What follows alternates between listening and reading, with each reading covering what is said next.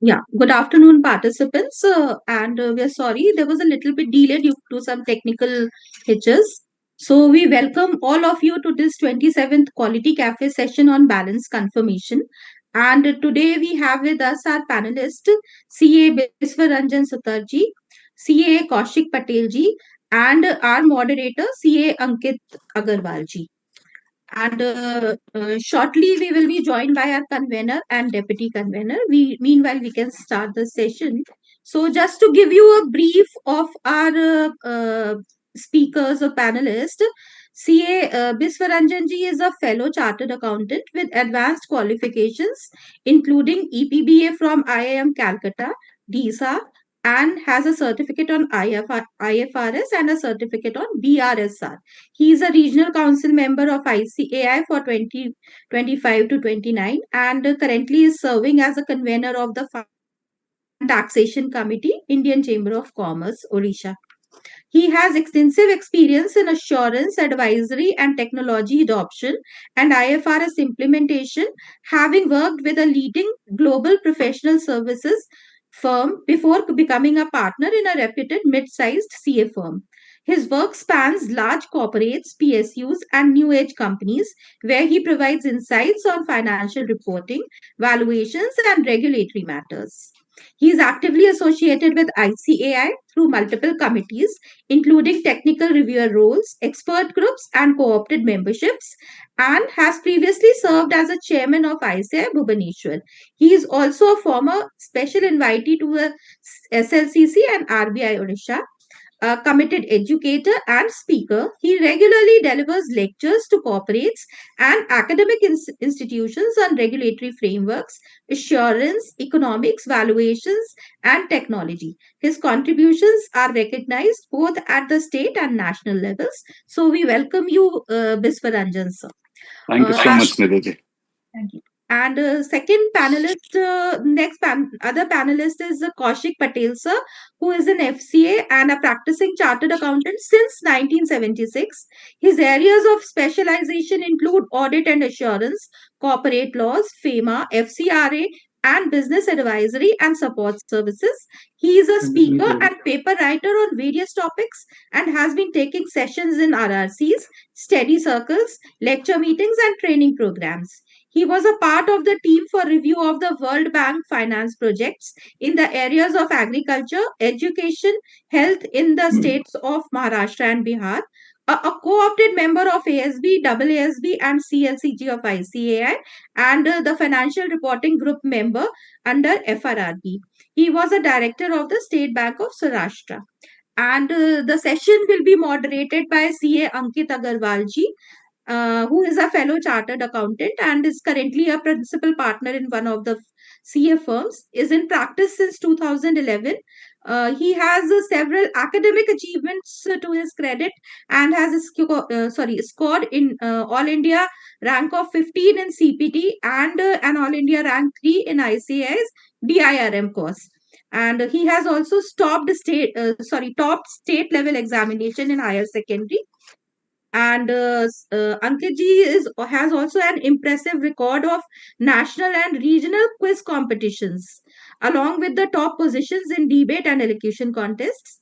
As a professional speaker, he has delivered numerous sessions for ICAI, FICCI, and other bodies on topics such as MSME, policies, income tax amendments, GST, audit documentation, and capital market taxation. Overall, Ankit ji is a highly accomplished professional, well recognized for his academic excellence, specialized domain knowledge, public speaking, and active involvement in professional and educational forums. So now, Ankit ji, I would request you to start a session. Thank you, Nidhi ji. Good afternoon. Good afternoon to all the distinguished participants, respected speakers, and fellow professionals. It is my pleasure to welcome you to today's webinar on a very crucial and highly practical topic, balance confirmations. In the present environment of increasing regulatory scrutiny, stakeholder expectations, and the need for enhanced audit quality, Standard of Auditing 505 has become more relevant than ever. External confirmations are not just a procedural formality, they are a vital tool for obtaining reliable, independent audit evidence. Whether we deal with receivables, payables, bank balances, loans, or litigations, the way we design, send follow up, and evaluate confirmations has a direct impact on the credibility of our opinion. Today's session is designed to provide clarity on the standards requirements, common challenges faced in practice, and the best practices approaches that can help us strengthen our audit procedures. I am confident that this discussion will add immense value to all of us, whether we are in practice or in industry. Thank you all for taking out your valuable time to join us. With this, let us begin our session. Today, as we all know, we have amongst us two distinguished speakers, CA Biswaranjit Sutarji and CA Kaushik Patilji. I would like to begin the session with my first question to Biswaranjit Sutarji. Sir, can you share your perspectives on why external confirmations continue to be considered as one of the most persuasive forms of audit evidence and how their role has evolved in current audit environment? Thank you, Ankitji, for to initiate this session of today of CAQ. And before I touch upon your question, many compliments to the CAQ team for bringing in quality sessions like this, which are more insightful and to the point. And second is Kaushik ji, in advance, many congratulations for achieving and going to achieve 50 glorious years of your profession. And because in our office, my principal partner is just completed 50 years of into the profession, and it takes a lot of things, sacrifices, and something which goes beyond words. So all good wishes from our side. Wish you be of fittest of health going forward, and continue to guide this profession as you've been doing. Now, coming, Ankit, to your question, probably over the period of time, the business has evolved manifold, both horizontally and vertically. And why balance confirmation is most or one of the critical factors in assurance function because of two three assessments which as part of audit which is required. One is the basis of which the existence matters of that particular transaction. Second is the valuation respect to whether whether a particular transaction exists or not is the first question the auditor should ask in a particular evaluation of a transaction. Second, what is the quantum of that transaction?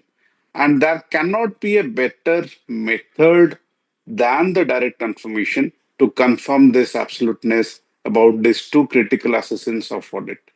So for this very reason, balance confirmation is one of the uh, profound tools and means through 505 for the auditors available in discharging its audit function. And over the period, if you see the balance confirmation is not restricted to, because if you talk about common parlance and generic aspect of it, if you are going for balance confirmation, it either to be a debtors confirmation or payables confirmation. But if you read the insight of 505, it is not restrictive to these two particular elements of audit. You can go for leads confirmation sequence. You can go for a particular aspect of a contract confirmation. You can go for contingent liability confirmations. You can go for sales confirmations also, revenue recognition. You can go for third-party inventory confirmations. So balance confirmation goes more greater way than particular items what in a generic view we understand. And it is also one of the key factors going for balance confirmation is to counter the risk which is very evident in prospect of large balances. So I think and I believe because of these reasons, balance confirmation is one of the key element on the audit function. Engage it. Very true, sir. And of course, as we all know, external confirmations we do take from independent third parties. So that reduces the risk, or I should say, the management bias, which is somewhere down the line involved in some cases. And there is a saying which we normally come to know when we take external confirmation, that we are taking a confirmation from a source that has no incentive to misstate the facts. Correct. So this saying fits in this case, in case of external confirmation. Taking forward, my next question would be for Patil sir. So before we delve into the technical aspects, what are some of the common practical challenges auditors face in designing and executing effective balance confirmation procedures, especially in large or complex engagements? Yes, good afternoon to all of you, particularly moderator Ankit ji and my co-panelist Biswaraji. Thank you very much for your blessings. I would say blessing and wishes. say So it cannot be blessing. It always be wishes only. Blessings would always be there from the God. I would say through God, through you, God has sent the blessings. I take it in that way. And also, before I go to deal with the question which has been asked, I would just briefly touch upon some of the basic issues concerning or basic aspects relating to the topic. So, it is, I think, commendable that the Institute has established this Center for Audit Quality since 2020 to develop a robust framework for audit quality and conduct contemporary education and training in auditing and allied areas. And this initiative, it reflects the commitment to continuous improvement in audit practice. Incidentally, I would also like to touch upon the basic some audit quality matters that we are facing in a present day situation.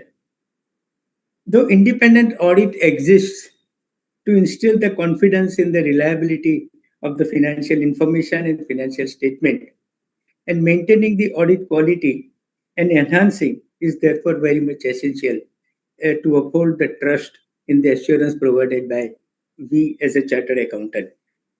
However, in the today's scenario, the significant challenges which are being faced by our profession, some of which are the increasing size of the organization, vis-a-vis the size of our audit firms to cope up with the requirement and the timely completion of audit. The integration of technology and automation is also posing the challenges. Heightened regulatory scrutiny, I think that is the biggest challenge which we all are facing, and resource constraint at the audit firm level. So these factors demands our greater expertise, advanced methodologies, and unwavering commitment to the quality of our audit. So among this, audit quality foundation lies in obtaining the sufficient appropriate audit evidence in our audit processes, SAAE. So that is very much important.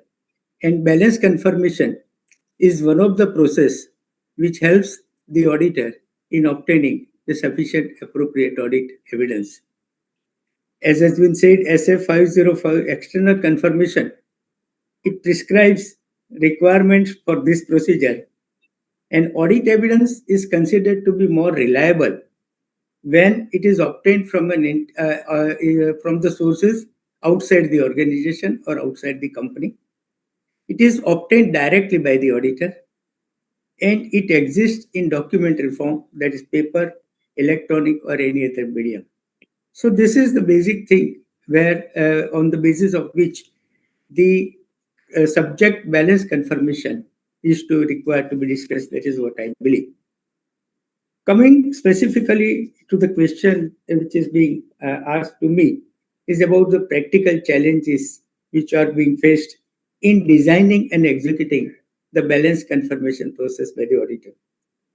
I have been doing the audit since my articleship in the year 1973 and qualified in 1976. At that time, there was no such process of obtaining balance confirmation. And subsequently, over the years, now gradually this has developed. And I think nowadays we are at a stage the standard on auditing as a 505 provides sufficient guidance. Technology is evolving, so which is making this process of balance confirmation more robust and provides us the type of evidence which we require to arrive at our conclusion or to arrive at forming our opinion.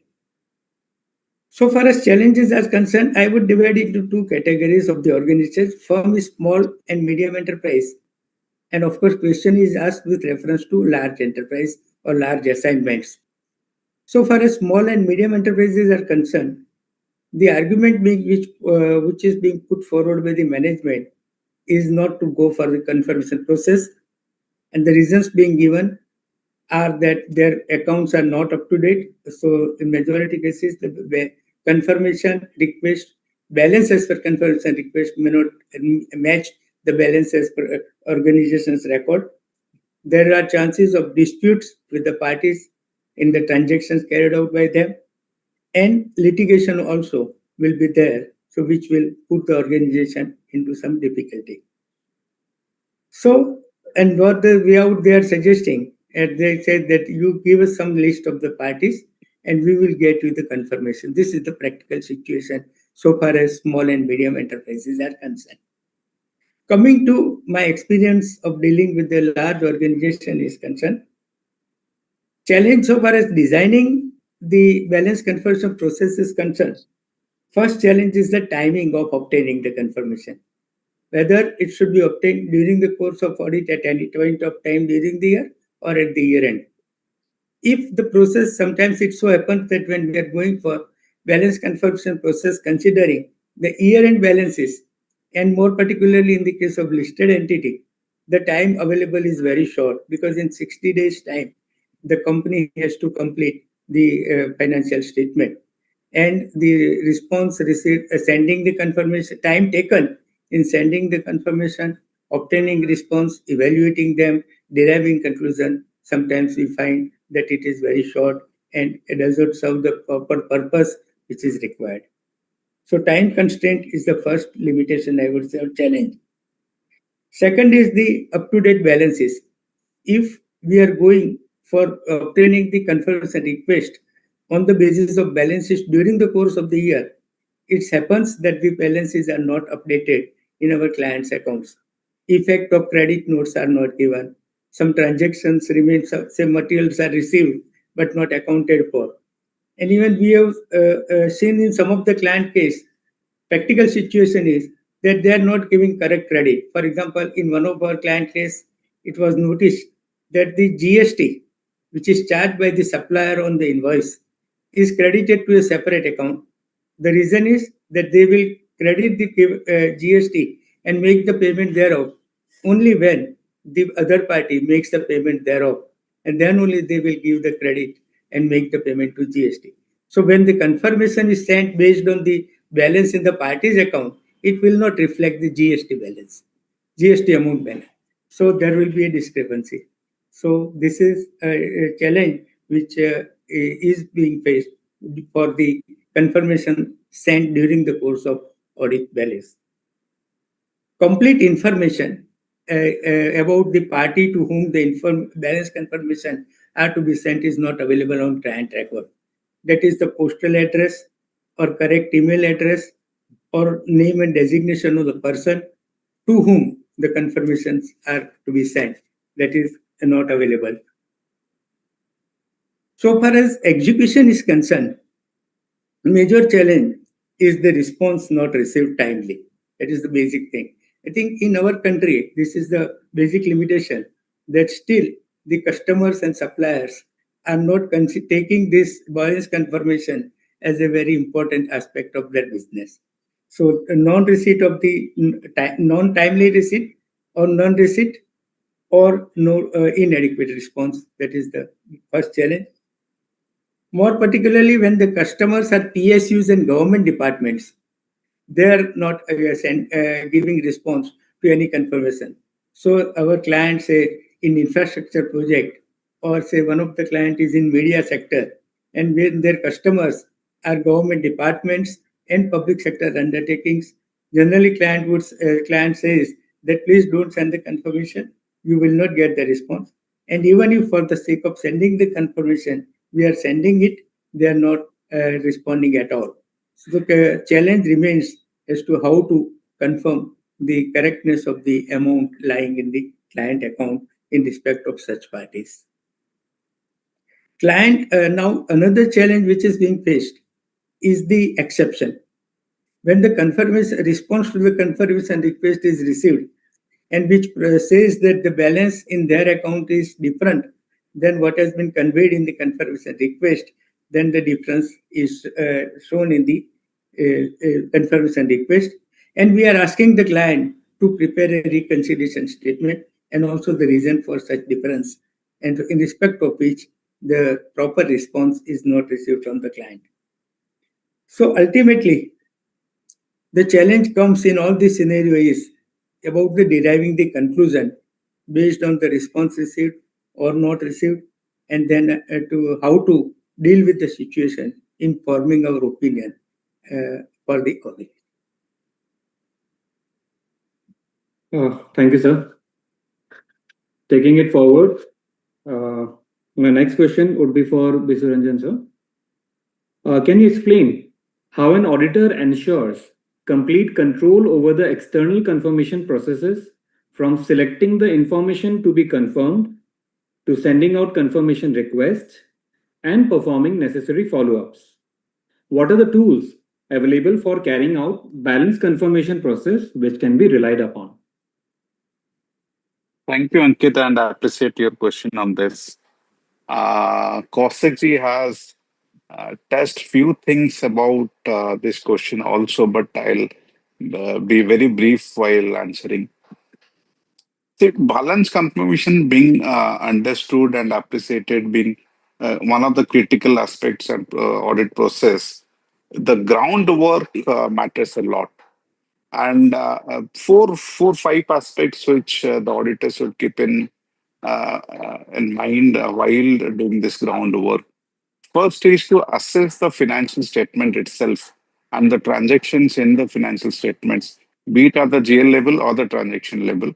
In what are the areas the auditor feels that balance confirmation is required, and when assessing this requirement, two, three things to be kept in mind and must to be kept in mind is one is the risk profiling of that transaction or the GL balances.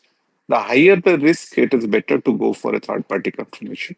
Second, in case of a volume transaction or voluminous balances, be it say typically the receivables and payables, the balance confirmation is one of the way of confirming that GL balances very quickly. Because suppose you are into FMCG sector and you have receivable balances, lot many receivable balances, lot many payable balances. So if you do a particular analytical structure and you cover up um, on 80-20 basis that these are the balances I need to go for balance confirmation. Once it is done, the audit of a larger area is done. So in case of say a company where lease accounting is of paramount and it has a reflection on a substantial level on the financial statement. So if that area requires a balance confirmation on terms and conditions of the lease so that you evaluate the lease accounting properly, then that should be an area of considering for balance confirmation. So once you figure out what are the FS line items you are going at for balance confirmation, second is the process part of it. And in the process part of it, like in we talk about in our case in the profession KYM and or KYC in so what completeness of that information, whether suppose you put up or selected a X party from which you require balance confirmation. The first is whether that X party is X, that KYC completeness is very much important. Whether the addresses are proper, whether the Gmail, or the mail IDs, the communication IDs given in the portal of the company is proper or not, whether those communication IDs authentic and belongs to that party or not. So little bit of sanctity testing is required of the information was what the audit is providing to us. So that it becomes the second layer of ground work which you need to do. And once that is done, in what mode we are going to send this confirmations and finally obtain this confirmation, and how to have a control over this process, that becomes important. Of late, there are a lot many technology and tools are available for purposefully, I'm not going to name those private players because it's end of the day Issued's platform. But one thing what AASP is doing fantastically well last year is with respect to digital balance confirmation portal. So this is going to evolve, and I would surely, Ankitji, I believe you'll be putting questions because this is very live case with respect to balance confirmations. But to give you insight that this portal is going to go a long way, wherein both all the stakeholders, the information provider, the auditee, bankers, the auditor, and the technology are going to come in under a single umbrella. And this is open access where the auditor and auditee log in and exchange their information. So this is going to be one of the primary tool for the practicing members going forward in coming days to be one of the profound tools for balance confirmation. Of course, as I said, there are few private players providing those in aspect of tools to get the confirmation. But as I said, the groundwork, what you do in terms of confirming what are the areas for which you require balance confirmation and confirming the quality of information from those areas, the addresses, the vendors, all those are going to be critical. Third is the processes, how you control that process is going to matter a lot. I believe, Ankitji, it has addressed your query. Yeah, absolutely. And regarding digital balance confirmation portal, as you have said, yes, we will of course be discussing in detail sometime later in the session. Taking the session forward, my next question would be for Patil sir. So what key factors should an auditor consider when designing a confirmation request to ensure that it appropriately addresses the relevant assertions, identified risk, including fraud risk, and the confirming party's ability to respond? What considerations should be followed in selecting accounts for obtaining balance confirmation? Yes, Ankitji. Yes. First of all, I would like you to correct my surname. It is Patel. We are Patels in Gujarat. Okay. Patil sir in My Maharashtra. apologies, sir. Patil sir in Maharashtra. Patel sir in Gujarat. Sorry. All right. All Just right. to Okay. clarify that. Yes. Anyway, it's a lighter moment. So I think some part of my question has already been dealt with by Vishwanathji. Point is the precautions to be taken in designing confirmation request and selecting the balances to be confirmed. Okay. So far as selecting the balances to be confirmed, he has already dealt with in greater detail. But I would touch upon about the basic aspect of designing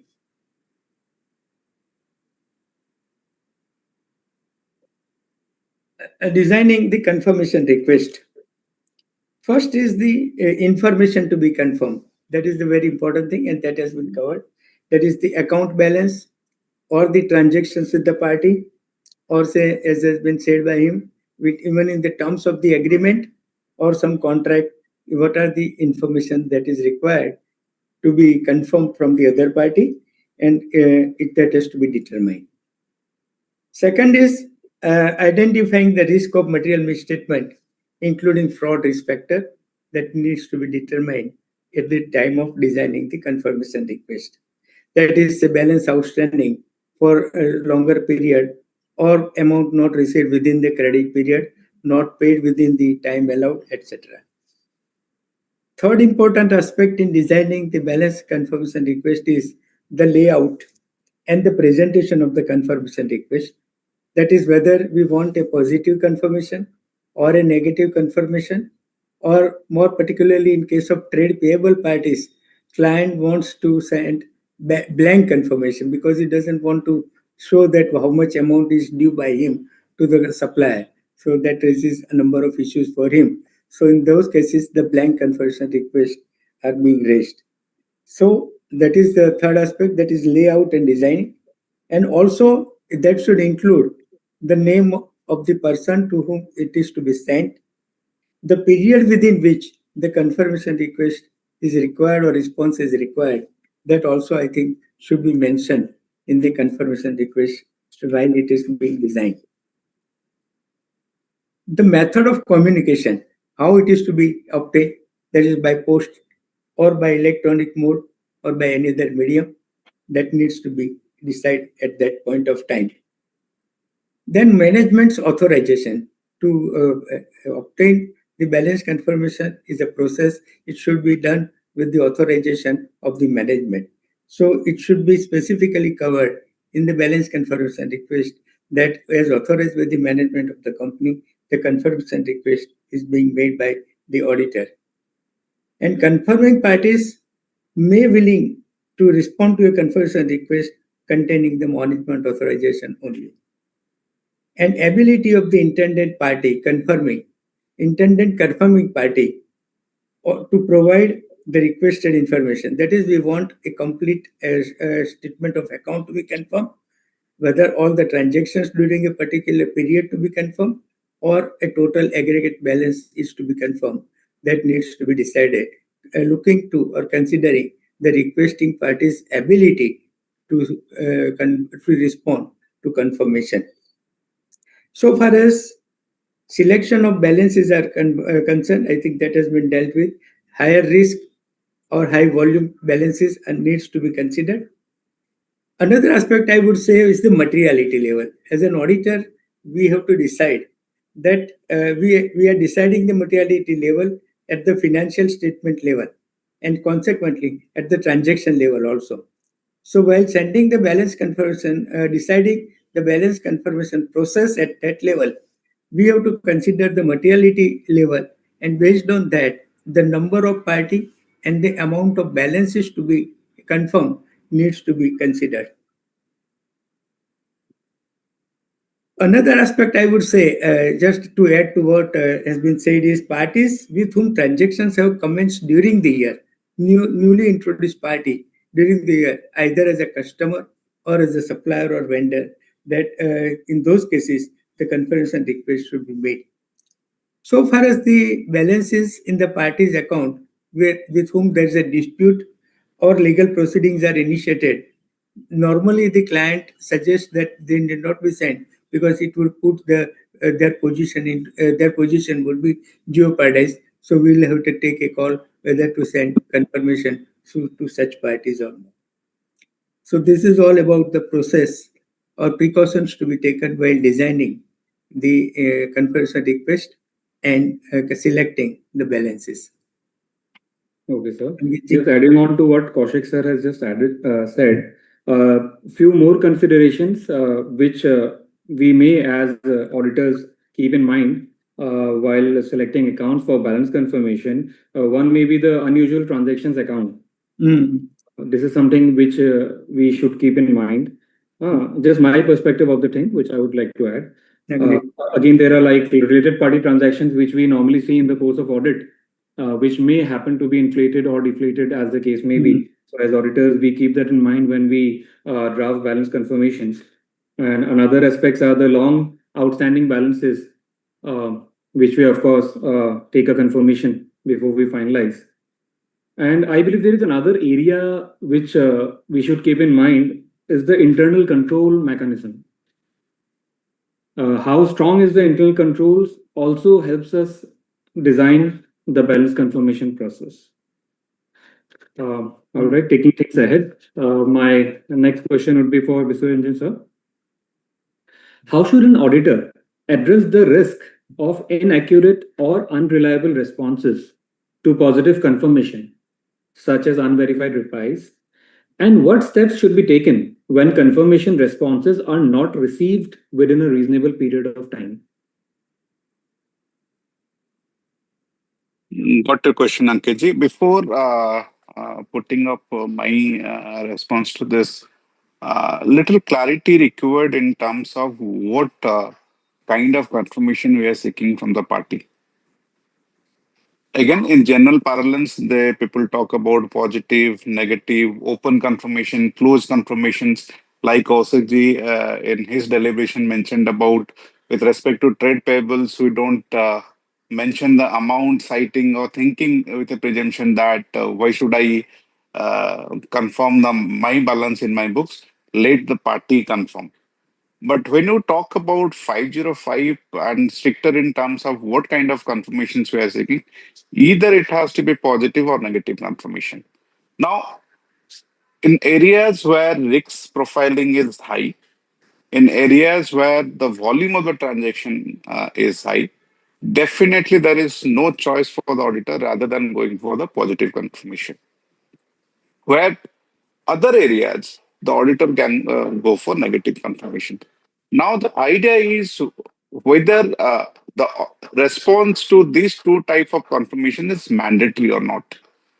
Technically speaking, for positive confirmations, response from the vendors parties are mandatory.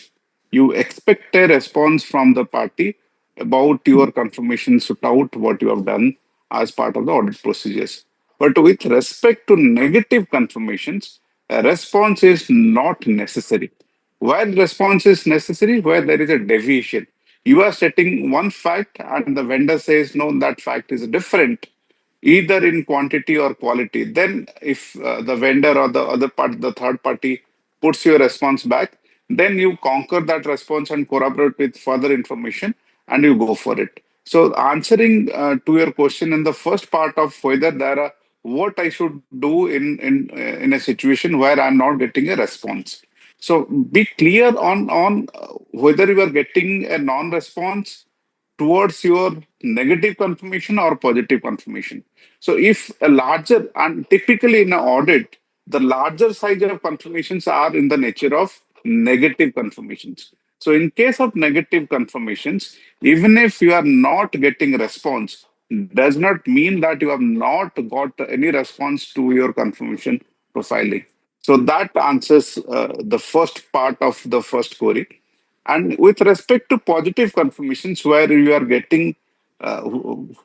not getting confirmations or responses, the first and the foremost thing is that whether you have a design timeline for making a follow-ups, which is very critical. And for this, we need to understand and appreciate that what time I need to go for confirmations. It is not necessary.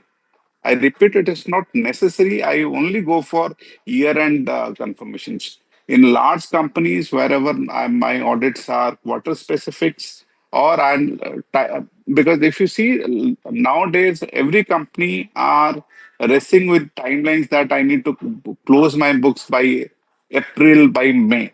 So in those setups, it is not appreciated that you start rolling out third-party confirmations in the month of April and May itself. Normally, what we do in our case, we start rolling out confirmations in December itself, January itself. And it is not, again, as I said, it is not necessary you roll out confirmation for year-end balances. You can always go for a cut-off date and roll out confirmations and get responses wherever you are getting responses in case of positive confirmations. And you do a rollover of transactions and corroboration is required because confirmation responses are not absolute and the audit process ends there because there are certain things which need to do post receipt of those confirmations. So I mean to say that in case of negative confirmations, it is not necessary if you are not receiving any responses, then you need to do or worry about certain things because negative confirmations in general doesn't require a response. It only requires a response where there is a deviation. And whether there is a deviation or not, it is not for you to judge it. It is for the person to whom you have written the confirmations for them to reply back. Suppose you are not getting a response against your negative confirmations. For as an auditor, for me, that balances are okay. There is no further thing to be required to be done.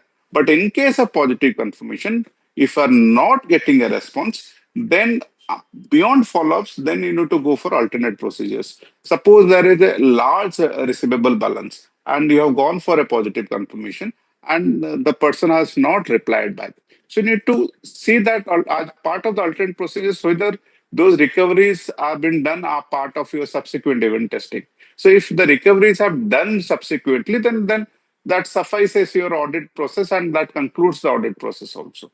So likewise, depending on the different transactions, you'd go for alternate audit procedures. And if those alternate audit procedures doesn't reasonably conclude your conclusions or make you comfortable, give you the comfort in the audit procedure, then you can explore the possibility of communicating with those charged with governance with respect to 260, or you can further go ahead and think about applying SA 705 in terms of modifications of your opinion. But that is a very lateral stage of your activity. So this is first. Second, suppose in case of positive confirmations, you get response, and there are many times there are mismatches, which is quite obvious in because both of the end, your auditee and the vendor is operating on a real time. And many a times what we have seen, those differences because of the timing in nature. The auditor might have considered 5 transactions, the vendor might have considered 7 transactions. So those gets resoluted, and still there are differences versus. Then again, you need to evaluate on case to case basis what measure you need to take in getting a absolute comfort to your process, and based on and degree of comfort you get, you decide on the future course of action. So I believe that answers your query. Well said, sir. Makes complete sense. Sprinting forward, my next question would be for Kaushik, sir. We have seen like management intervening in the process of obtaining balance confirmation. So my question would be, so what procedures should an auditor perform to assess whether management's refusal to send confirmation request is justified, reasonable, and not an attempt to restrict access to audit evidence that could indicate fraud or error?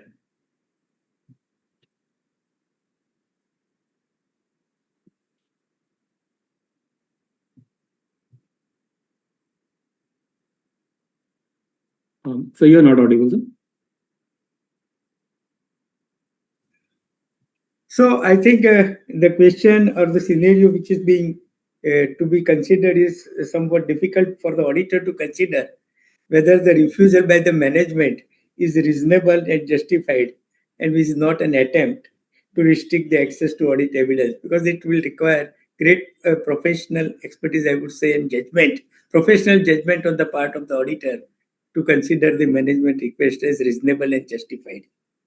Because the refusal by the management to send the confirmation request should be considered as a limitation on the audit scope or limitation on obtaining the audit evidence, and therefore it is a serious matter, I would say, to be considered by the auditor.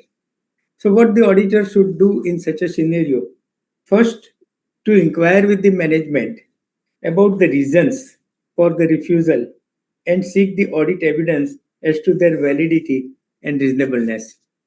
A common example would be the litigation or legal dispute or some ongoing negotiations with the parties intending to confirm, and as a result of which the dispute resolution with the party may be affected by an untimely confirmation of balances by the auditee.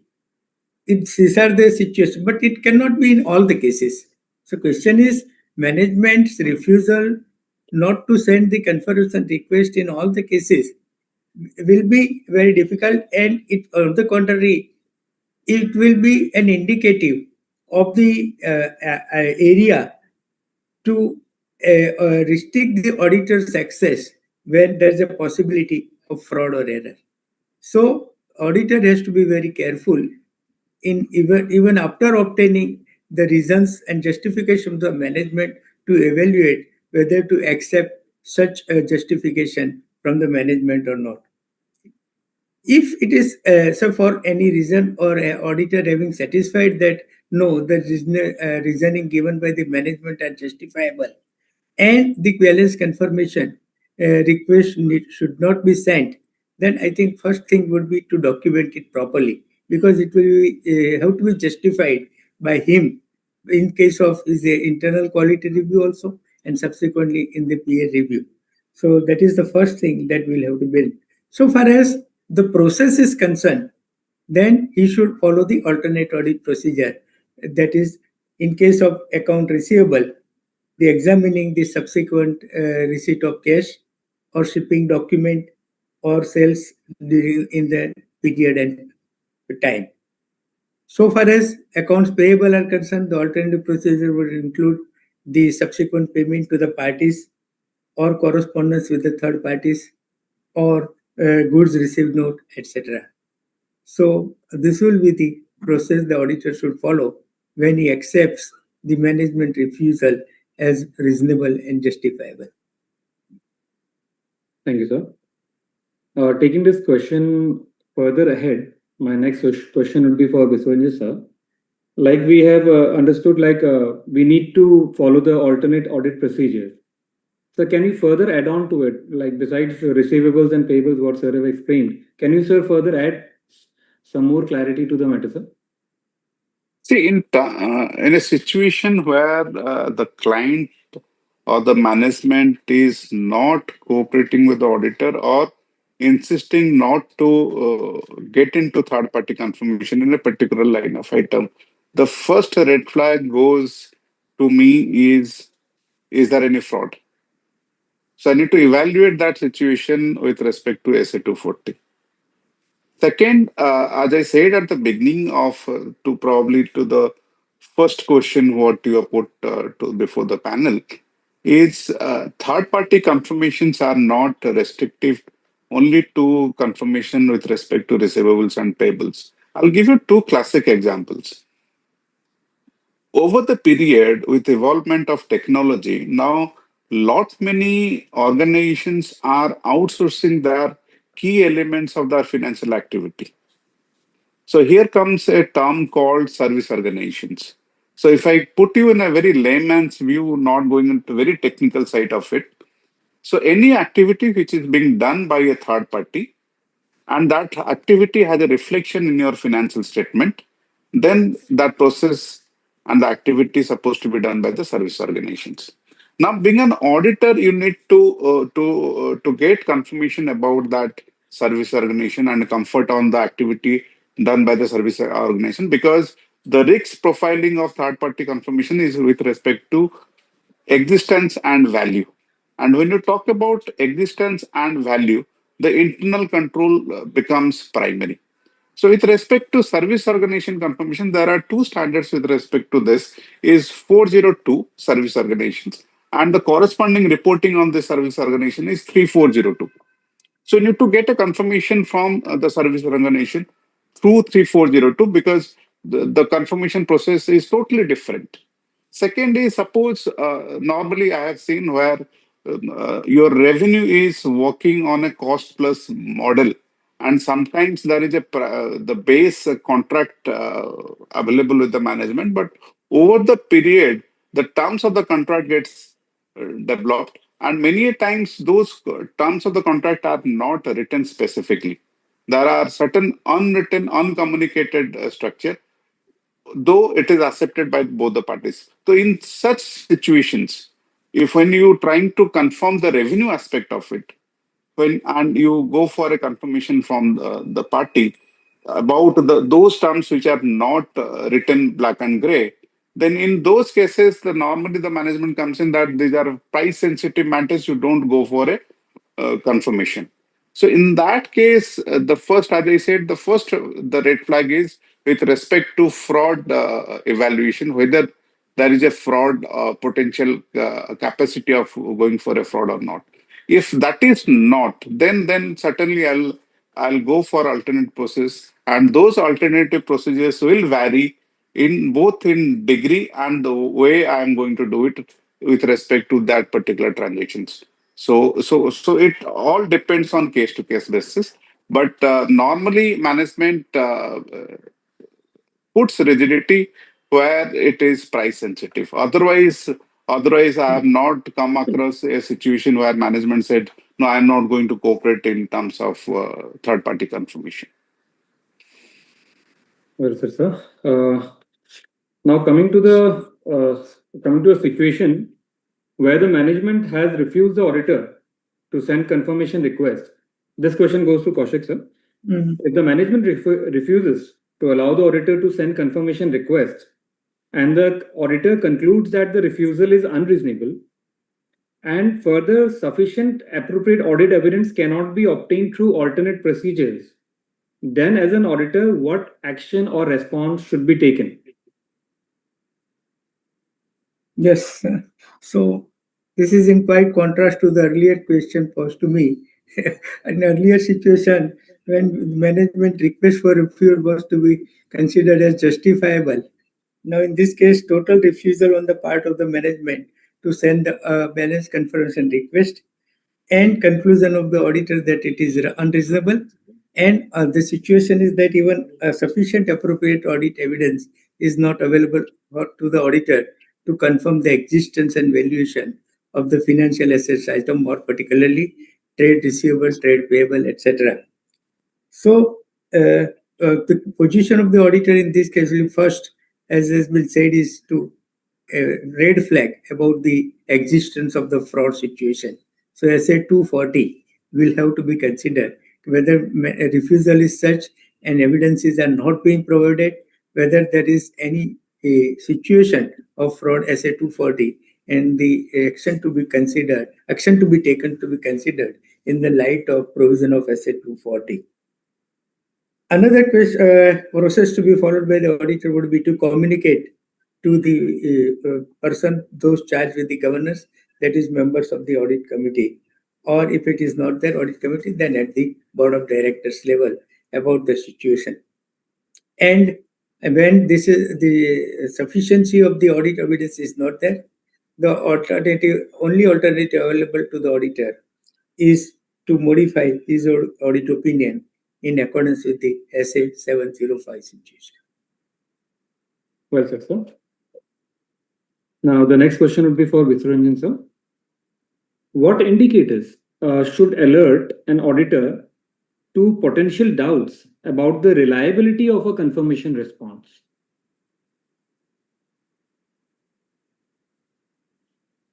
With respect to confirmation.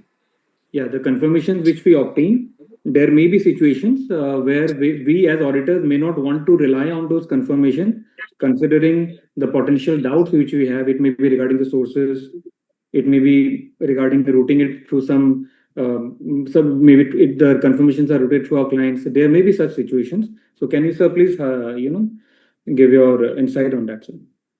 Yeah. See,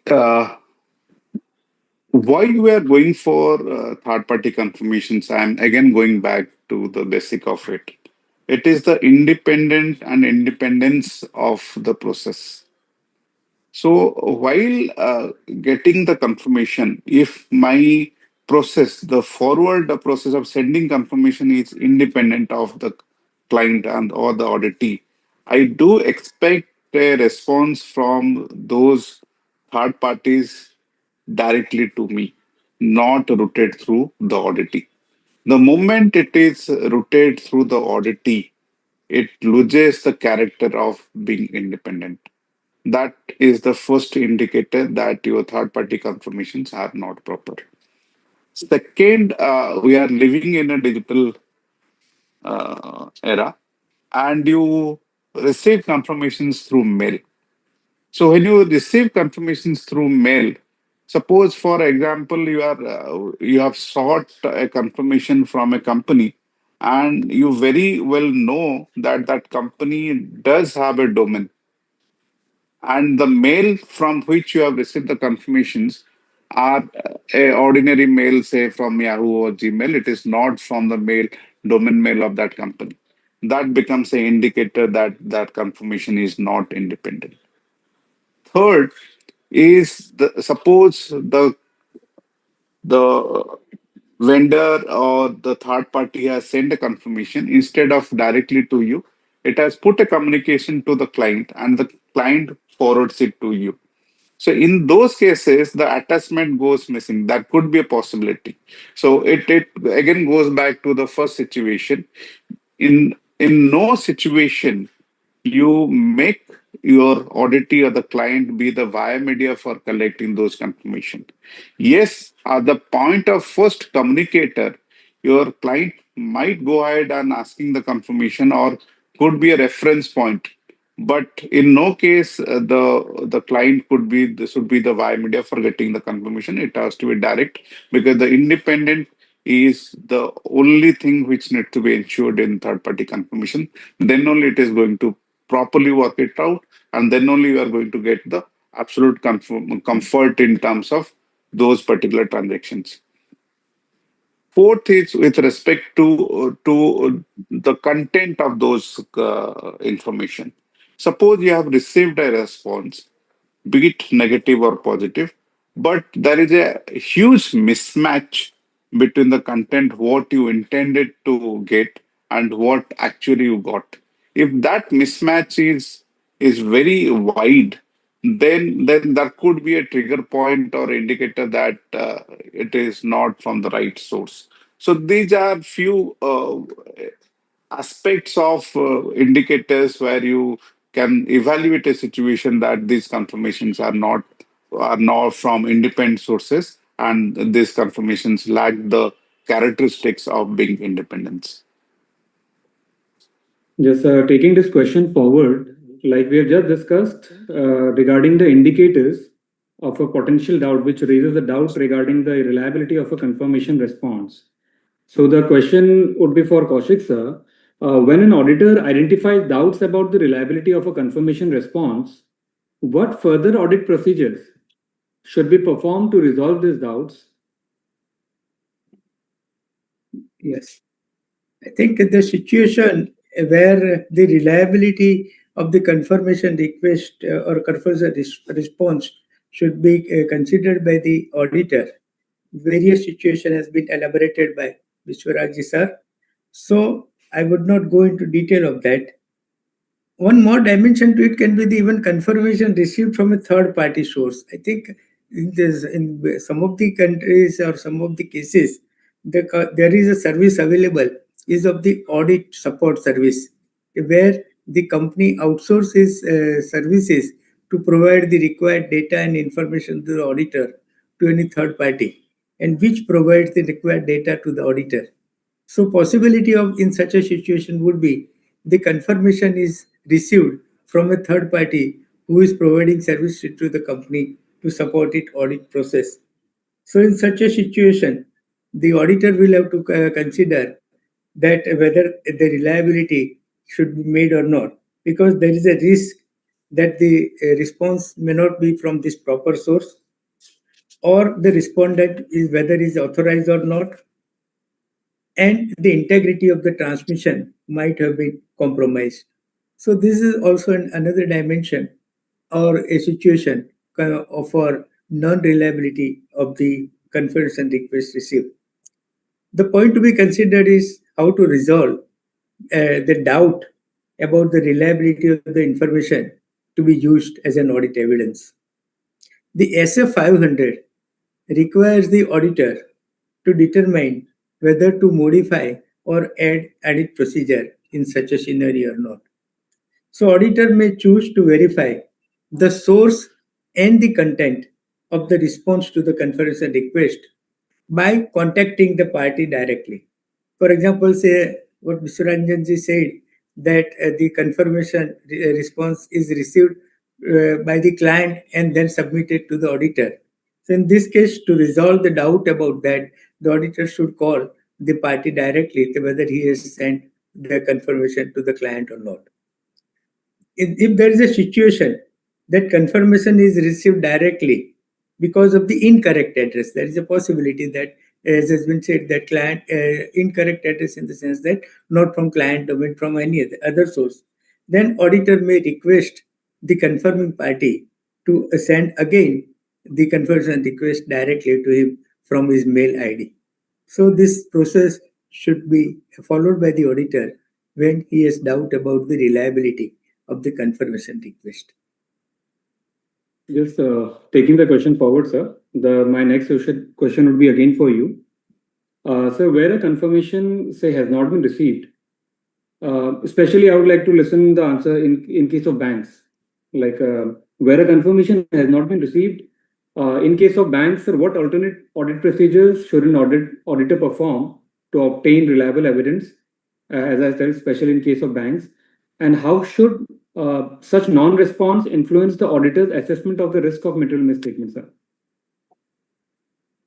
So non-response, the what standard suggests is to follow the alternate procedure, is to verify the transaction and the documents in the subsequent period, that is receivable by examining the cash receipt or trade payable. In case of trade payable, subsequent payments, shipping documents, or correspondence and other records. So this alternate procedure is required to be followed. So far as banks are concerned, I think non-response can be viewed from various angles because the transactions are voluminous. The transactions will be with respect to deposits and both in advances. So the challenges for the auditor would be that in case it is not received, say for example, in the case of advances, then the risk would be whether there is a genuine debit outstanding in the party's account or there have been some wrong charging of interest or other charges to the party's account not confirmed or not accepted by the client, then inquiries will be required to be made and we'll have to ask the bank management about the reason for why the confirmation request has not been provided by the customer. So far as deposit accounts are concerned, the possibility of non-response can be that depositor might not be a current depositor in the sense that account may become have stagnant or KYC might have been pending or I would say inoperative account. So these situations will have to be considered by the auditor and ask the management to take proper action and transfer. If, say, for example, it turns out to be an inoperative account, then transfer to a separate GL account to such parties. So this, I would, according to me, the procedure the auditor should follow in case of non-response, more particularly in banks cases. Thank you, sir. There is another question regarding non-response, which I would like to ask Bisuranjan, sir. Sir, can you elaborate, like, what do we understand when there is a non-response? It may have some pattern, or it may be in isolation. We have generally seen that. In case of non-responses, you might find the non-responses to have some pattern, or in some cases, in some of the clients' cases, the non-responses are in isolation. So can you throw some light on that, sir? See, again, non-responses leads to my assessment of risk with regards to material misstatement, right?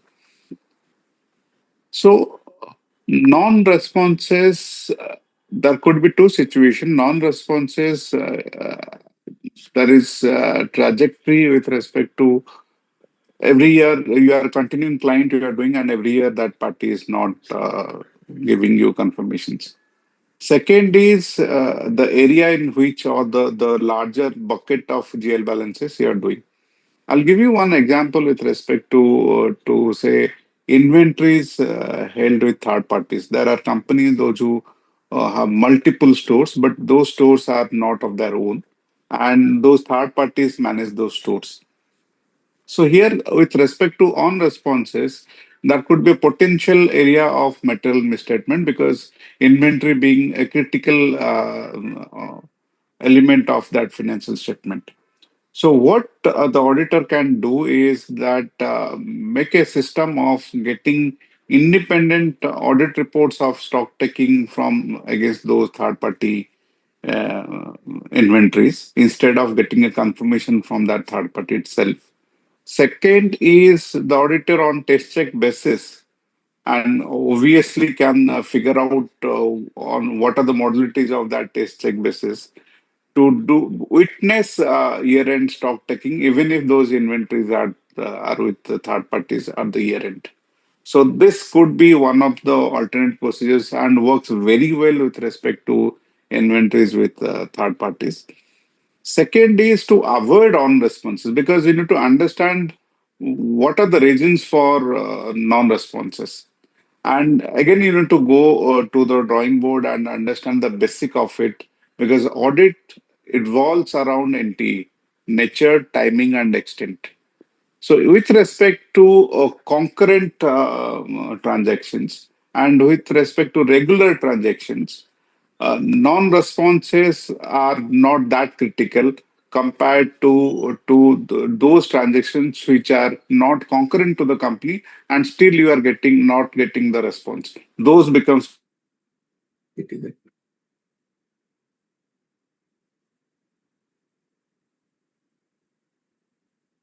think some There seems to be connectivity some problem. connectivity issue.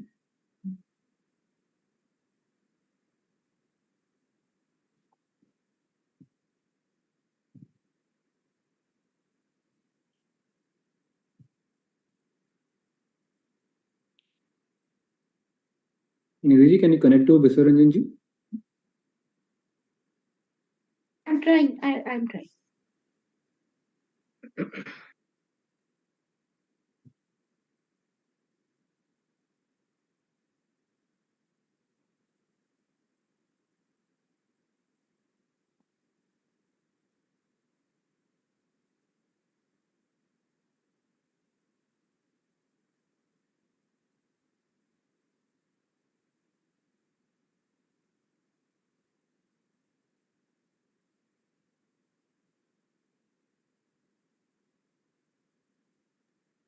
He would be joining in a second.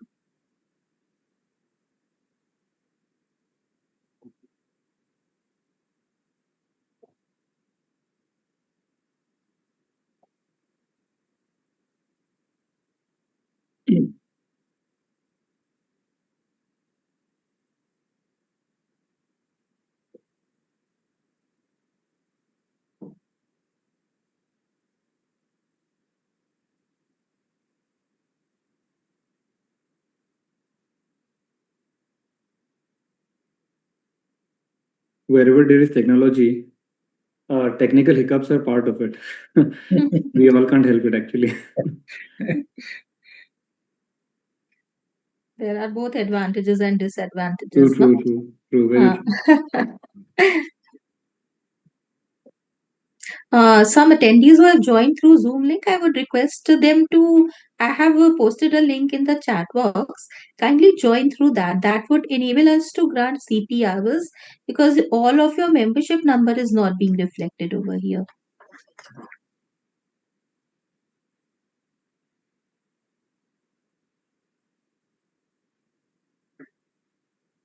Should I take the session forward by the time he joined? Maybe I can. We take a can question. put the next question to Patel sir. Yeah, Meanwhile, I'll absolutely. coordinate if he is not able to do that. Absolutely. Huh. So, sir, my next question would be for you, Kaushik sir. In the context of audit documentation and quality review, what aspects of the confirmation process should be most carefully documented to demonstrate compliance with Standards of Auditing 505 and support audit conclusions? Yes, sir. I think audit documentation is ultimately very important part of the audit.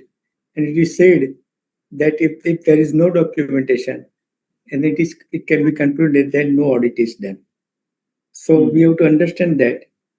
And the relevant standard SA 230 audit documentation, it requires that documentation should meet the requirement of the relevant essay and should provide the evidence of auditor's basis for conclusion about the achievement of overall objective of the audit and evidence that audit was planned and performed in accordance with this relevant essay and applicable legal and regulatory requirement.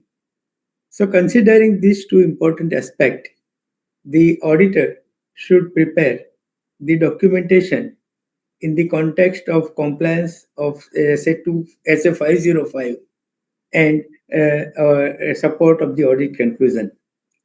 Just to list out this documentation, first would be the list of parties of accounts receivable and accounts payable. That should be the starting point. And other parties, that is any other information like contract agreement or say stock with third parties, etc. This information should be obtained from the client and kept on the record by the auditor. And the basis, the conclusion on the basis of, or the basis on which the parties have been selected for asking the confirmation request. Second is document showing the basis of selecting the parties for sending the confirmation request based on various criteria which we discussed: materiality, non-moving balances, long outstanding balances, etc. Third document should be with reference to verification of balances, because whatever the information has been provided by the client, whether it is in agreement with the books of account or not. That should be documented. That should be documented. Then format of the sending confirmation request. Next would be the proof of sending the confirmation request, that is whether by post or by mail. That proof should be kept on the record by the auditor. He should prepare a report on the response received, that is how the response was received and whether it was positive, negative, or exception with exception. Communication with the client about the response received which was having an exception, and asking them to prepare a reconciliation statement if required. Next documentation will be with reference to alternate audit procedure followed in case of non-response or inadequate response, and what was the result of such alternate audit procedure. And lastly, the document showing the conclusion, whether the process followed of process of balance confirmation followed has provided the sufficient appropriate audit evidence to the auditor, and if not, whether audit opinion is to be modified or not. So according to me, these should be the minimum documentation which auditor should have to show that the audit balance conversion process has been carried out in accordance with the SA 505. Well said, sir. Just adding on to what Kaushik sir has said, just there are two more things which we can keep in mind, or I think we should document. One is the rationale behind deciding which confirmations we should obtain, which may include the nature of accounts, the balances amount, or as we have already discussed, the tenure for which the balances are standing in books. These are again some of the factors which we should document as a part of our process. And another aspect would be the management refusal thing, which we have again discussed some time back. Wherever there is any such kind of a situation, whatever communications happens with the management, whatever responses we receive from them, those should again be documented along with a conclusion of how we are agreeing to the responses the management has given. This just a small add-on to what Kaushik sir has said. Now we have Bipin Ranjan sir again with us. There was a technical lag. He's again with us.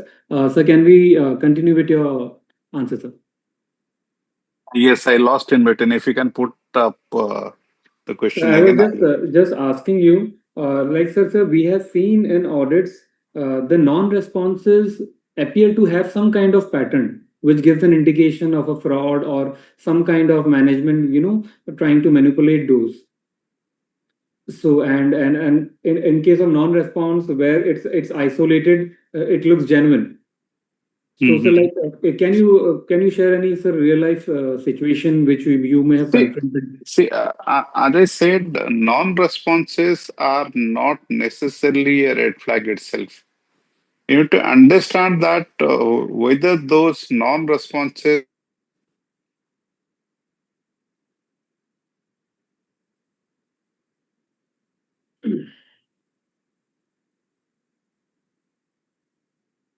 I think he's lost connection once again. I'll call him.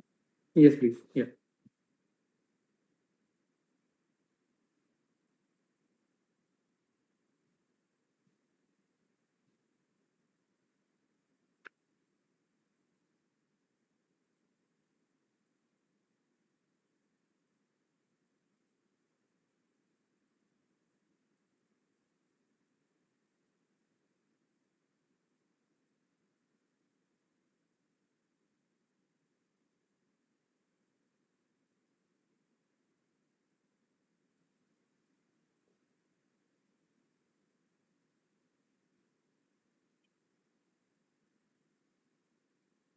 Hello.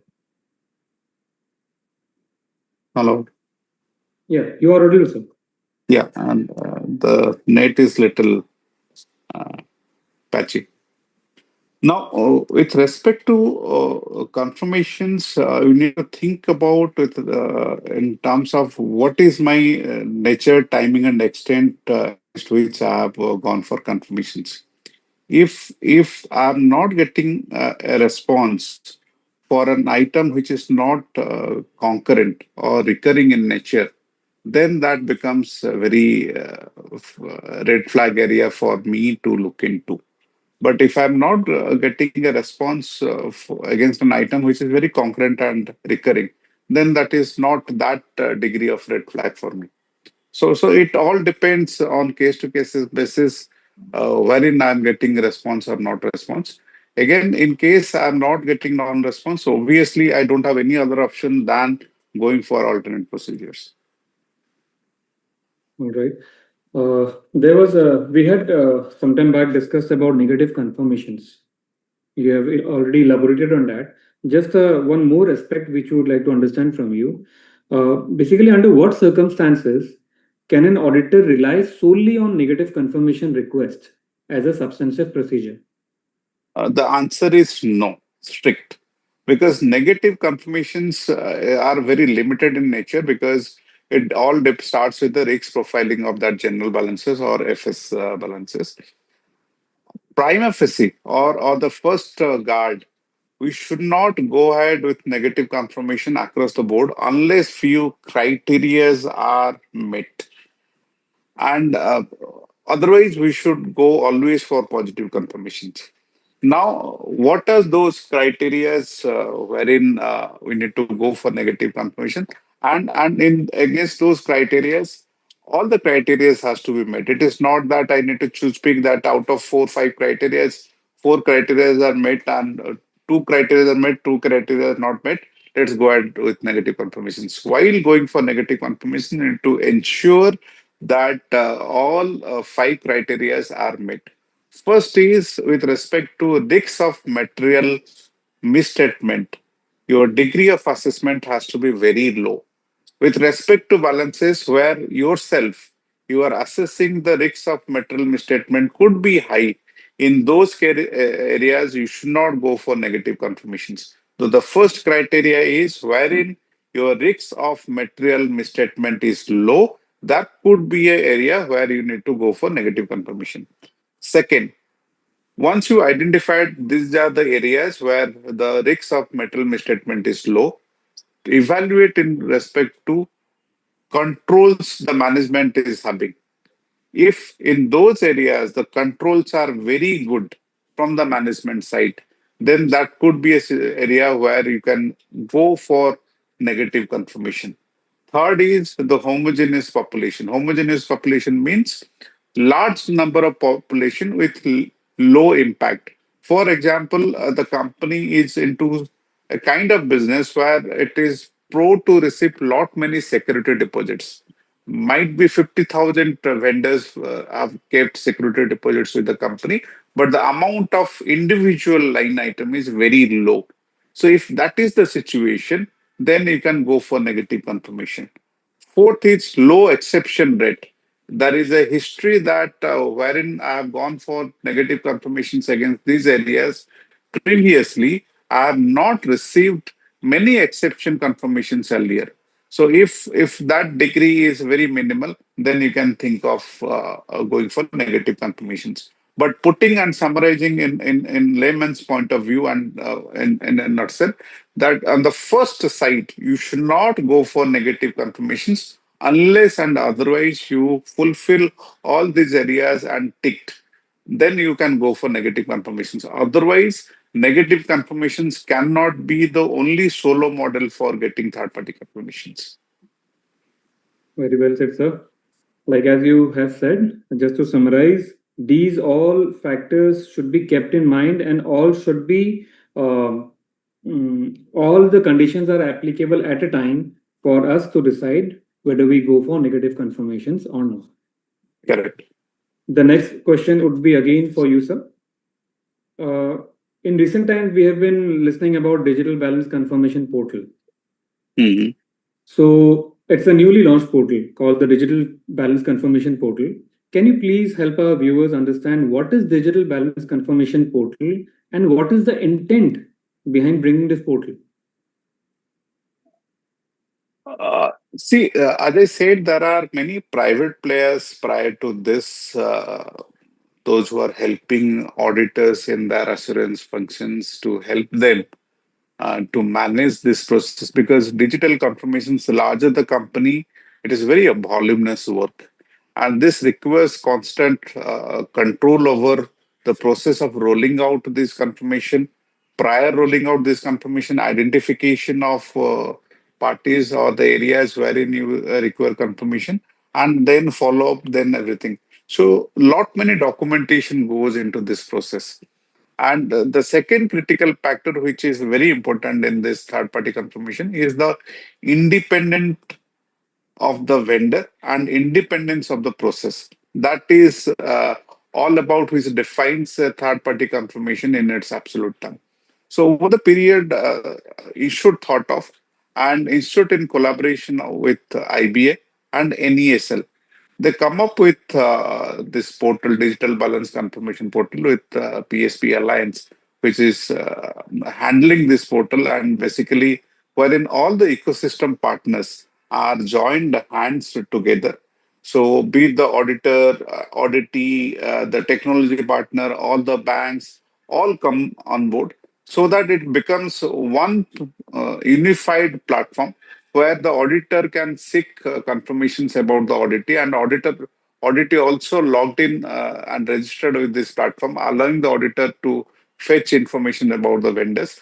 And it gives a very definitive scientific way of independence, that whatever confirmations you are getting in through this process, because lot many stakeholders into it, and there is a absolute effective control process in it, in exchange of information between the ecosystem partners. So it gives a very absolute conformity and comfort to the auditors in the process. So of late, it has started. It should has initially taken the baby steps, and 1st of July 2025, they initially rolled out this digital confirmation portal where you can access. They started with PSP banks, and right now, to my information, if I'm correct, 6 banks are already onboarded to these platforms. With respect to these 6 banks, if the auditor wants a confirmation about a particular auditee's details, they can access and request these confirmations over this portal. Going forward, many to join in.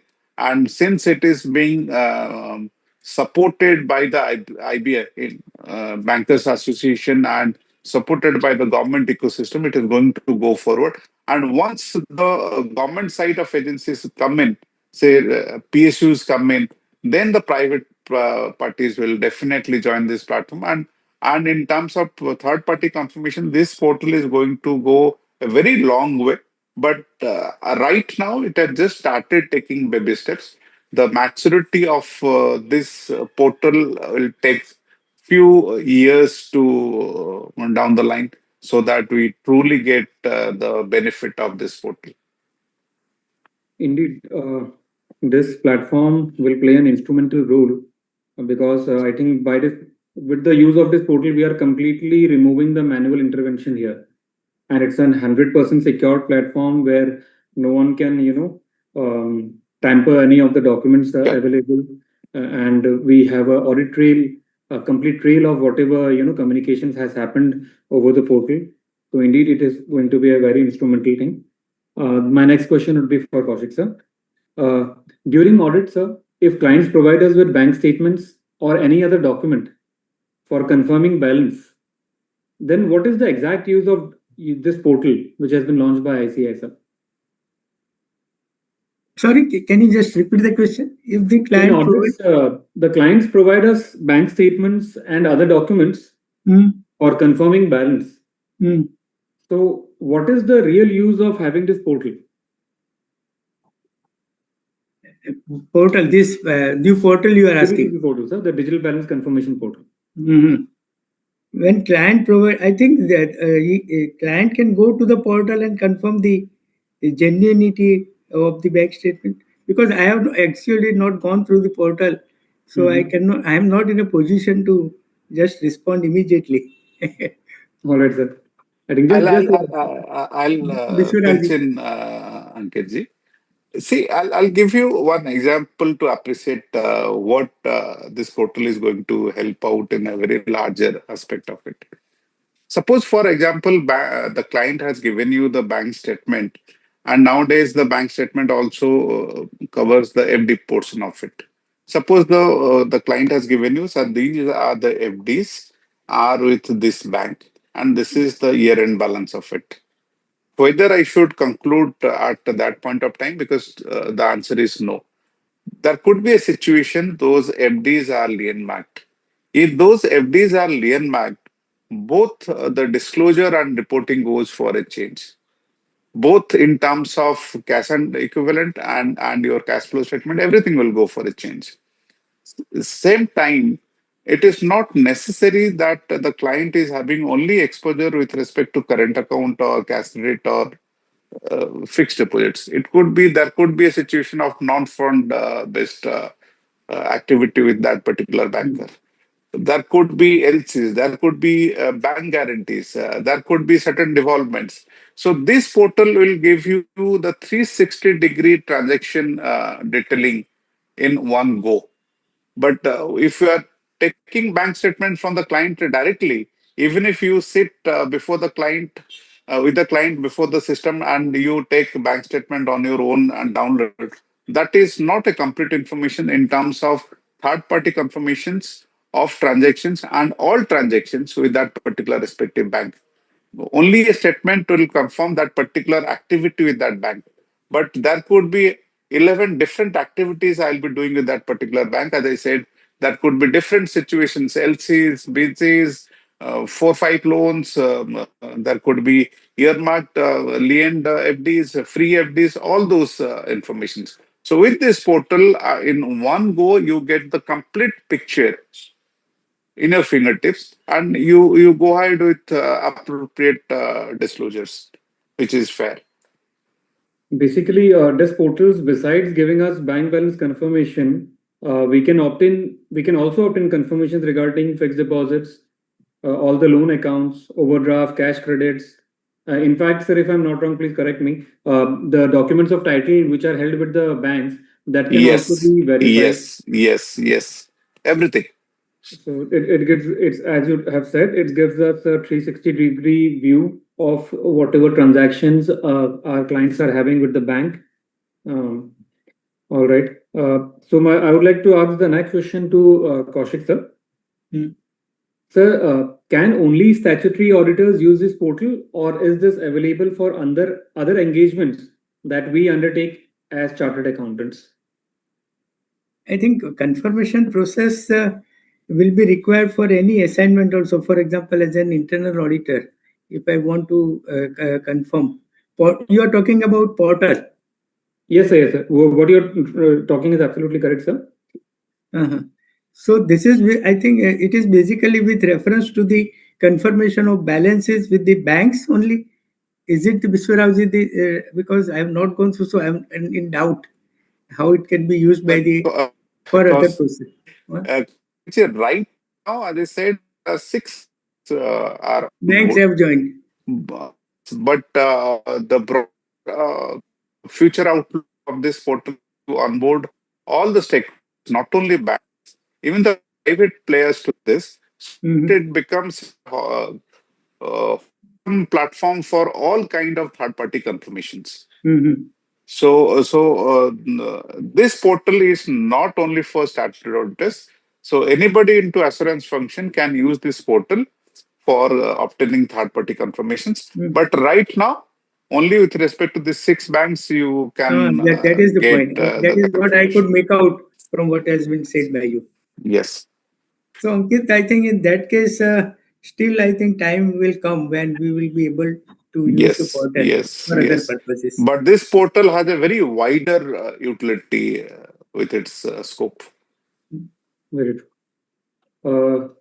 As Kaushik sir has said, like besides being statutory auditors, we can use the portal for other engagements as well. It may be tax audit, certification, due diligence, and similar such kind of assignments. So the next question will be for Biswaranjan sir.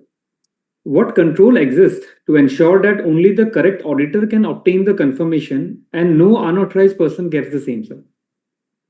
See, the validity checks are very strong with this portal.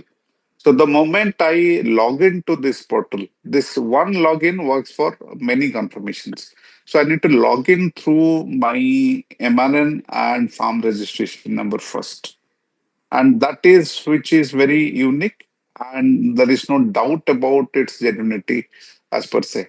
Once that is there, once the audit comes in, that tax me and gives a internal uh, allowance that you can go ahead and getting confirmation from respective parties against my company. So once the auditor logs in, he can work multiple auditees registered in that portal, and that checks and balances within the portal are very robust. So there is no question of duplicacy or the fake auditor or the fake auditee or that sense, because at the time of initial registration and getting onboarded to the portal, all those KYC validations are done absolutely. So basically, the login is individual specific. Like if I am a partner of a firm, if I am logging in at the portal, I shall be logging in as an individual, as a member, or as a partner, if I'm not wrong, As a partner as a with partner. respect to that particular farm. Suppose I'm logging in my name, but the key control will be of the farm, unless Okay. you are doing on a proprietorship basis. Okay. It So will be under the uh, firm's domain, I think. yes, sir. Therefore, Biswarauji, it will be in the domain, firm's domain only. Yes. And Sir, can you restriction will be there with reference to any number of partners, any number of staff members, No, only partners can do it, only sir. partners. So my manager cannot have. No. Okay. Okay. Can you give sir, enlighten our viewers with the brief process flow of the portal, sir? How does it function, sir? So you log in through digitalconfirmationsportal.com. And once you log in, basically, again, as I said, the UAT testings are on right now. So the dynamics of the portal and the visualization of the portal again might go for a change. It is not static. So right now, once you log into this portal, it will allow you to register. And when you get into the register tab, it will ask you that in what capacity. Is it as a technology partner, auditee, bankers, or the auditor? So you choose auditor, and it will throw you that KYC confirmation page where you give your credentials and get into registration. And so, if I'm not wrong, whatever confirmations requests we place at the portal, I believe it needs to be confirmed by the auditee, then only the bankers will Yes, provide the yes, certificate. yes, yes. Okay, okay. As regards the bank confirmation certificates which are given, is there any standardized format and how secure are those certificates? See, right now, what is happening, other than if I talk about confirmations outside of this portal, every bank has their own set of formats in confirming, unless the auditor seeks information in a particular way.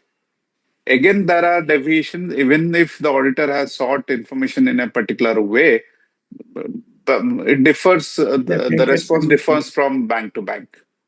But when it comes to the portal, the format is standardized across the board, and every bank has to conform within staying within that specific approved format only. So there is no chance of deviation. It's a very standardized, approved format. And as regards security goes, I believe the certificates are sacrosanct. The certificate, Yes, once generated, yes, cannot be tampered and are unalterable, if I'm not wrong. yes, yes. I believe all are digitally signed. All are digitally signed. Any tampering will, invalidate the signature. Correct, correct. All right, sir. And the last question for this portal thing which we are discussing. What is the period from which we can obtain this confirmation? Like, can we go way back for the past periods, or is is there a certain date after which we can get this confirmation? No, there is a period limitations. Right now, the portal is giving confirmations starting 1st of April 2024. So 24. prior to that, if any information, any confirmation, if you require, this portal is not going to give you because, as I said, this portal is just started taking baby steps. So once this matures, obviously we'll get a lot many backdated informations, prior informations. But right now, information starting from 1st of April 2024 are getting confirmed to this portal. Okay. Before we conclude, sir, I would like to take your views on, based on your experiences, what key takeaways or best practices would you recommend for auditors to enhance the reliability and efficiency of the balance confirmation process?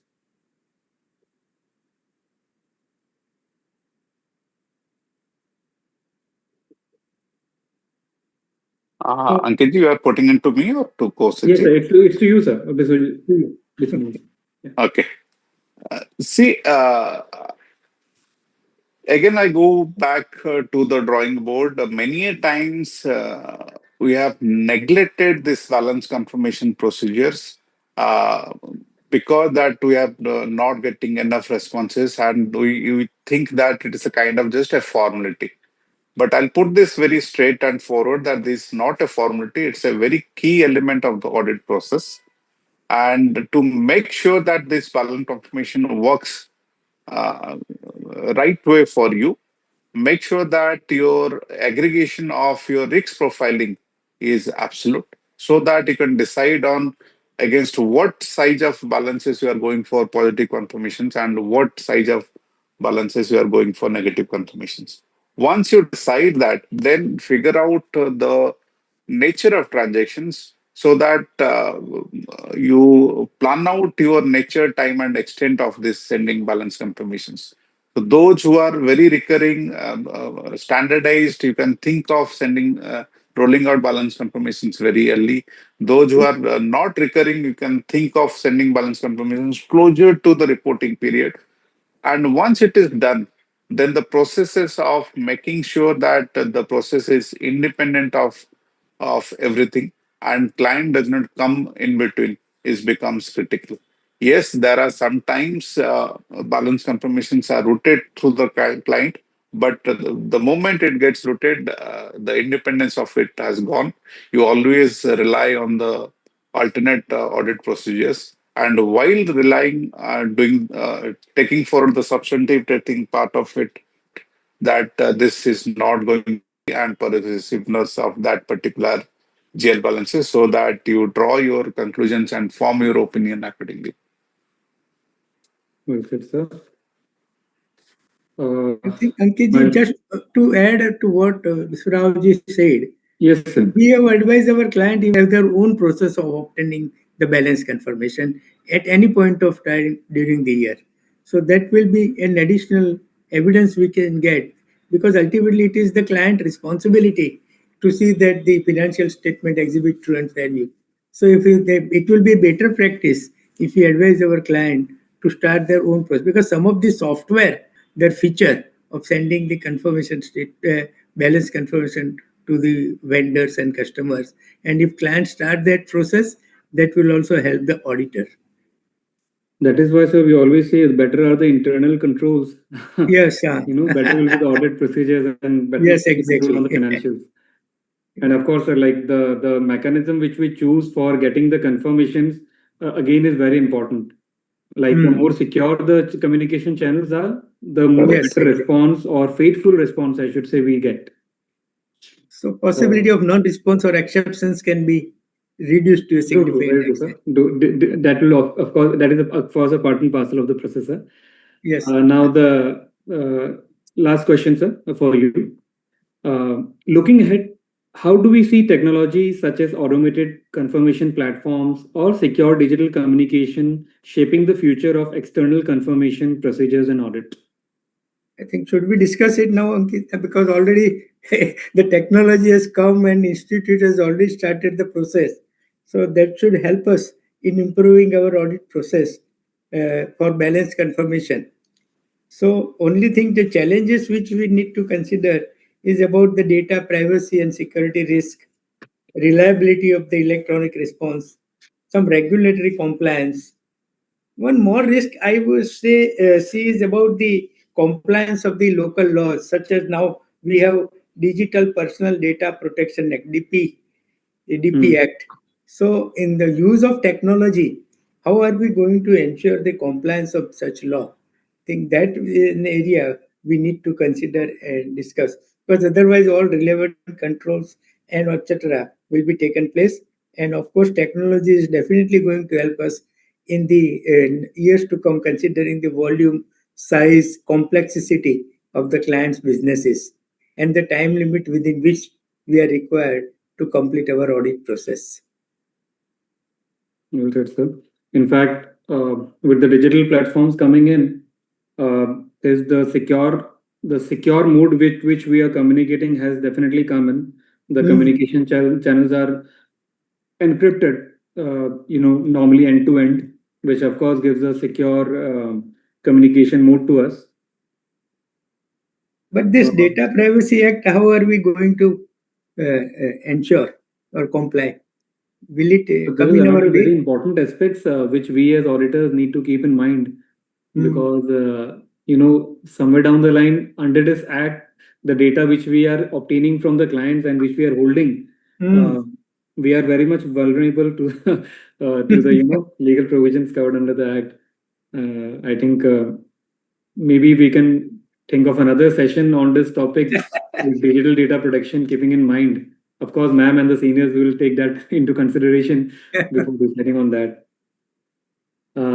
With this, we come to the end of the question and answer round on balance confirmation.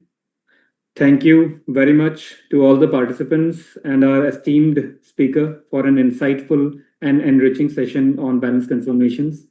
Today's discussion has reminded us that the strength of an audit truly lies in the quality of evidence we obtain. And Standard 505 continues to be a cornerstone in safeguarding the credibility of our audit opinions. I believe each one of us is leaving this session with a clearer understanding of the standard, practical guidance on handling real-life situations, and a renewed commitment to maintaining the highest level of professional skepticism and audit quality. I extend my sincere gratitude to everyone for your active engagement and valuable time. Let us continue to learn, collaborate, and uphold the trust placed in our profession. Back to you, Nidhi. Thank you, Ankitji. And I would like to inform all of you that Convener Pramod Jain sir and Deputy Convener Vishal Doshi sir could not be able to make to this session because of a very important engagement which had come up. So I, on behalf of my convener and deputy convener, actually really thank you, Viswaranjan ji, Kaushik Patel sir, and of course Ankit sir, and all our participants for having such peaceful hearing to the session. And I really hope that all of you will would take away good learning from the today's session. And thank you so much to the panelists and moderator once again. Thank you so much. Thank you so much. Thank you. So much. Thank you for the opportunity. Thank you. Thank you, Mr. Rao. It was a nice meeting. Thank you, Kaushik. Thank you, Ankit. Thank you, sir. Pleasure to listen to you, sir. Yes.